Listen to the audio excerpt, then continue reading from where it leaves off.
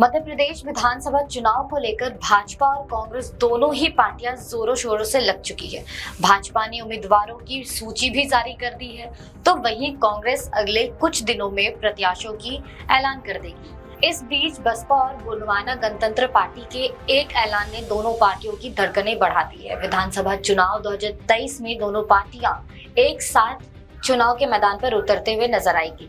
वहीं दूसरी तरफ भाजपा और कांग्रेस से टिकट की दावेदारी कर रहे नेताओं अपने दल से निराश होते हुए नजर आ रहे हैं। बाद में बसपा को सबसे मुफिद दल माना जा रहा है। नमस्कार, मैं कोमल सिन्हा, आप देख रहे हैं न्यूज़ वन टुडे। खासकर उत्तर प्रदेश की सीमा से सटे इलाकों में बसपा का अच्छा खासा पकड़ है। विंध्य, बुंदेलखंड और चंबल में बसपा के पास अच्छा खासा पकड़ है।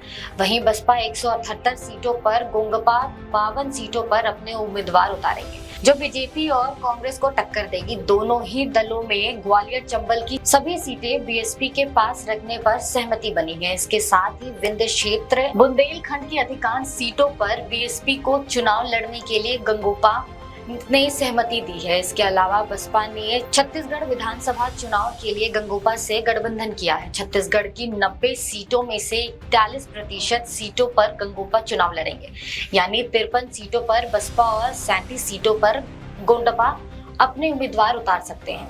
मध्य प्रदेश के विधानसभा चुनाव में आदिवासी समाज सभी दलों के टारगेट पर है। पिछले चुनाव में आदिवासी सीटों पर कांग्रेस को बड़ा फायदा हुआ था। वहीं बीजेपी जहां आदिवासी वर्ग को लुभाने के लिए कोशिश कर रही है, तो कांग्रेस के नेता आदिवासियों में से कांग्रेस का डीएनए बता रहे हैं। इस बीच विधानसभा चुनाव में दमखम दिखने को मिल सकता है। मध्य प्रदेश में बसपा ने राजनीतिक गठजोड़ कर लिया है। इस गठबंधन से राजनीतिक समीकरण भी बदल गए हैं। बसपा के राज्यसभा सांसद रामजी गौतम ने कहा कि प्रदेश में 22% आदिवासी हैं और 4% दलित हैं। बीजेपी और कांग्रेस दोनों ही पार्टियों ने इसकी घोषणा की है। हमारा गठबंधन तीसरे मोर्चे के तौर पर चुनाव लड़ेगा। इस बार के चुनाव में सत्ता की चाबी हमारे गठबंधन के पास होगी।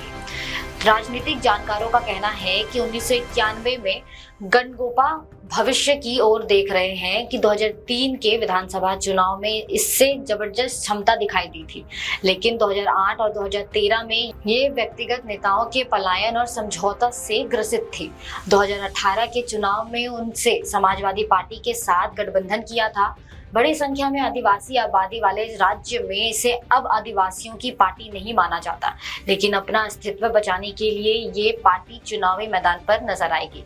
वहीं मध्य प्रदेश में खोया जनास्तर पाने में जुटी है बसपा। मध्य प्रदेश में बहुजन समाज पार्टी अपना खोया हुआ जनस्तर पाने में जुटी हुई है। ग्वालियर, चंबल, विंध्य और बुंदेलखंड क्षेत्र में पार्टी का प्रभाव रहा है।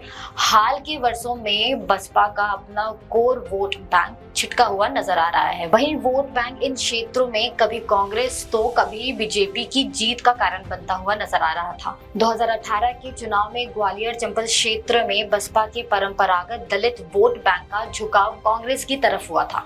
इससे बसपा के साथ बीजेपी को भी नुकसान हुआ था, जबकि विंध्य में बसपा के कारण कांग्रेस को नुकसान हुआ था। वहीं बीजेपी को इस क्षेत्र में बढ़त मिली थी। कांग्रेस इस इलाके से केवल 7 सीटें ही हारी थी, लेकिन अब बसपा 2023 के चुनाव में अपना खोया हुआ जनाधार पाने में जुट चुकी है। इसके लिए पार्टी पैदल यात्रा, बूथ पर कार्यकर्ता जोड़ो कार्यक्रम संचालित कर रही है। वहीं उन क्षेत्रों पर ज्यादा फोकस कर रही है जहां पार्टी के परंपरागत वोटर्स हैं।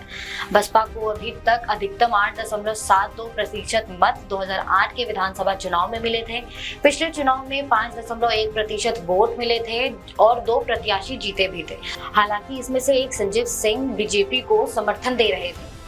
मध्य प्रदेश में बसपा के कमजोर होने का सबसे बड़ा कारण मजबूत नेतृत्व का अभाव है। दूसरे दलों से आए नेताओं की लोकप्रियता का फायदा उठाकर पार्टी विधानसभा के सदस्य की संख्या बढ़ाने में सफल रही, लेकिन उन्हें अपने साथ बनाए रखने में नाकाम रही। वहीं फायदा देखकर ये विधायक दूसरी पार्टियों में शामिल हो गए हैं।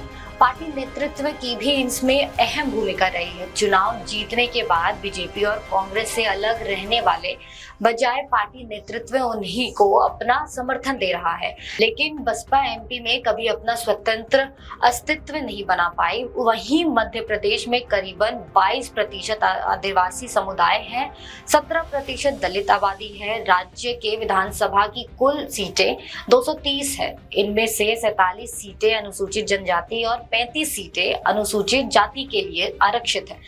इस तरह 82 सीटें SC/SC के लिए आरक्षित है, जबकि 148 सीटें अनारक्षित है।